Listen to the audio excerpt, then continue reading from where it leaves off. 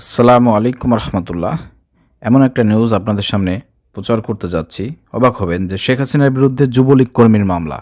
আশ্চর্য হওয়ার কথা। মানে এখন যুবলীগ কর্মী বলেন, ছাত্রলীগ বলেন, আওয়ামী লীগ বলেন, সবারই তো মা শেখ হাসিনা। তার মানে এই কর্মী হচ্ছে শেখ হাসিনার সন্তান।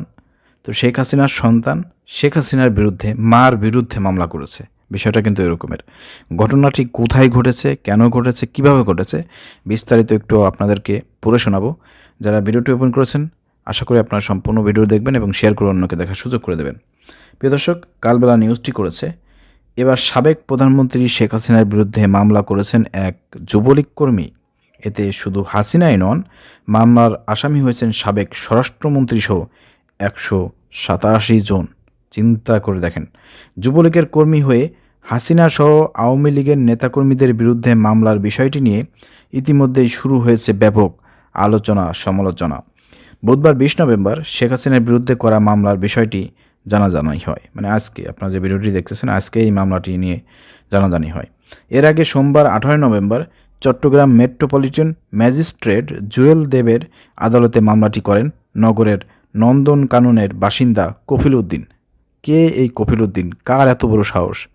সে যুবলীগের কর্মী হওয়ার পরেও এই হাসিনার দুঃখের সময়, এই কষ্টের সময়, এই সে তো এখন পলাতক, তার এই কষ্টের সময় তার বিরুদ্ধে মামলা করলো। তার সন্তান হয়ে, তার দলের লোক হয়ে তার বিরুদ্ধে আজকে মামলা করছে। এই খবর যদি হাসিনা বিদেশ থেকে শোনে, আপনারা জানেন যে রিসেন্টলি বিভিন্ন সময় বিভিন্ন ওই ছাগলের 3 নম্বর বাচ্চা যেসব নেতাকর্মী যারা আছে, যারা একেবারে নিচু লেভেলের, যাদের সাথে হাসিনা কোনোদিন কথা বলার প্রয়োজনীয় মনে করে নাই, তাদের সাথে মাঝে মাঝে ফোনে কথা বলে বাংলাদেশকে নিয়ে অপপ্রচার, হুমকি ধুমকি, বিভিন্ন রকমের প্রোপাগান্ডা, ষড়যন্ত্র সে ফাঁস করতেছে। সেগুলো কিন্তু নিজেরাই ফাঁস করে দিচ্ছে। তো সে যদি শোনে যে আমার যুবলীগ এক কর্মী আমার বিরুদ্ধে মামলা করছে, সে তো আমার মনে হয় কচু গাছের সাথে গলায় দড়ি নিয়ে তার মরতে হবে। তো প্রিয় দর্শক, এই কফিল উদ্দিনকে, তার পরিচয় আমরা জানবো, কেন সে মামলা করছে সেটাও আমি আপনাদেরকে বলবো। স্ক্রিনে আপনারা তার ছবি দেখতে পাচ্ছেন। পরে আদালতে পুলিশ ব্যুরো অফ ইনভেস্টিগেশনে পিবিআই তদন্তের নির্দেশ দেন বলে জানান আদালতের বেঞ্চ সহকারী নূরে খুদা। আদালত মামলাটি হওয়ার পরে যুবলীগ কর্মী যখন মামলাটি করেছে, তখন এটা নিয়ে একটা ইনভেস্টিগেশন করেছে। ইনভেস্টিগেশনে কি উঠে এসেছে সেটা আমি আপনাদেরকে একটু পড়ে শোনাবো। কফিল উদ্দিন কেন্দ্রীয় যুবলীগের সাবেক উপ অর্থ বিষয়ক সম্পাদক হেলাল আকবর চৌধুরীর বাবরের অনুসারী হিসেবে পরিচিত।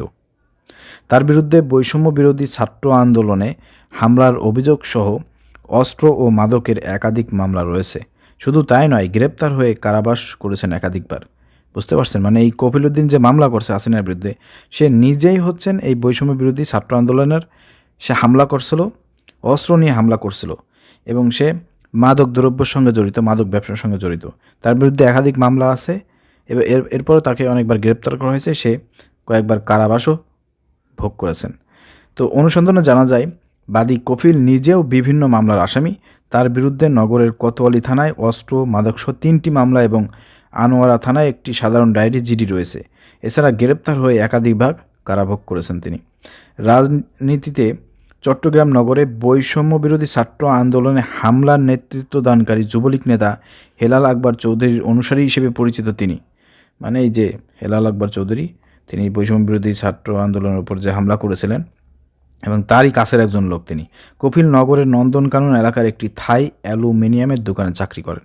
চিন্তা করেন, একটা থাই অ্যালুমিনিয়ামের দোকানে চাকরি করে সেই কাজগুলো করছে এবং সে মামলা করছে। এদিকে পুলিশ জানিয়েছে বৈষম্য বিরোধী ছাত্র আন্দোলনে হামলার অভিযোগে গত 10 নভেম্বর কোতোয়ালি থানায় কফিল সহ 278 জনকে আসামি করে মামলা করেন মোহাম্মদ রায়হান নামের এক যুবক। অথচ এমন একজন আসামি খোদ নিজে দলীয় প্রধান শেখ হাসিনা, সাবেক স্বরাষ্ট্রমন্ত্রী আসাদুজ্জামান খান কামাল ও সাবেক মহাপুলিশ পরিদর্শক আইজিপি আবদুল্লাহ আল মামুন ও 26 পুলিশ কর্মকর্তা সহ 187 জনের বিরুদ্ধে মামলা করেছেন। এতে বিস্মিত হয়েছেন অনেকেই। একটা আশ্চর্যজনক একটা বিষয় না? একটা বিস্ময়ের একটা বিষয় না যে তার নামে মামলা আছে? বৈষম্য বিরোধী ছাত্র আন্দোলন, হত্যা, বিভিন্ন রকমের হামলা, এইগুলোর জন্য তারও নিজের উপরেই মামলা, আবার সে নিজের দলের লোকদের উপরে মামলা করছে। এর পিছনে একটা কারণ আছে প্রিয় দর্শক, সেটা আমি বলবো আপনাদেরকে লাস্টে। দেখেন এরপরে কী বলা হয়েছে, মামলাটা কেন করেছেন, কীভাবে সাজাইছে সেটা বর্ণনা করা হয়েছে। তার করা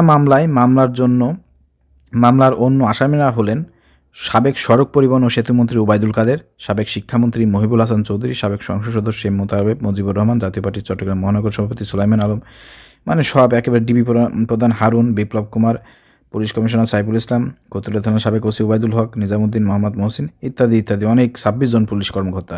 এছাড়া নগর ছাত্রলীগের সাবেক সাধারণ সম্পাদক নুরুল আজিম, সাবেক কাউন্সিলর শৈবল দাস, ওয়াসিম উদ্দিন, মোবারক আলীকে আসামি করা হয়।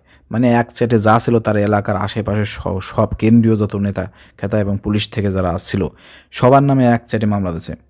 তো মামলায় উল্লেখ করেছে কিসে, যে 4 আগস্ট নগরের নিউ মার্কেট গোলচত্বর এলাকায় আপনার বৈষম্য বিরোধী ছাত্র আন্দোলনে অংশ নেন কপিল। চিন্তা করে দেখেন, ও বলে বৈষম্য বিরোধী ছাত্র আন্দোলনে সে অংশ নিয়েছিল। ওই দিন আসামিদের কয়েকজন নাকি নির্দেশে পরিকল্পনা বাকি আসামিরা গুলি করেন।